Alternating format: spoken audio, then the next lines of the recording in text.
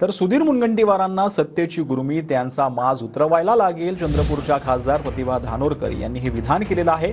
आधी लोकसभेत उतरवलं, आता विधानसभेत उतरवू असं देखील प्रतिभा धानोरकर यांनी म्हटलंय। तर धानोरकरांच्या वक्तव्याविरोधात भाजपा महिला आघाडीनं जोडे मारो आंदोलन केलेलं आहे। धानोरकरांची टीका ही अशोभनीय असल्याची महिला आघाडीची टीका आहे।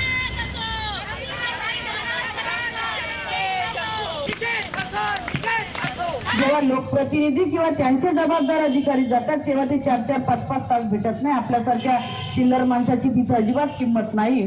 त्यांनी सांगितलं रात्री 12 वाजता दिवसभर वाट पाहिल्यानंतर ते आम्हाला भेटले।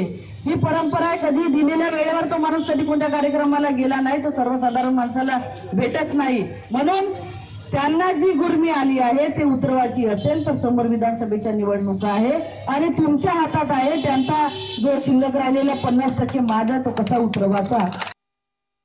धानोरकर खासदार यांनी जे 2 दिवसापूर्वी सुधीर भाऊंबद्दल वक्तव्य केलं, त्यांनी अतिशय वाईट वक्तव्य केलेलं आहे की आज सुधीर भाऊंना माज आला। आम्हाला वाईट वाटतं की एका खासदार महिलेने त्यांच्याबद्दल इतकं वाईट वक्तव्य करावं। आज त्यांना अशोभनीय आहे। या शिव्या देऊन तुमचा फायदा होणार नाही, तुम्ही आणखीन वाईट ठराल जनतेमध्ये।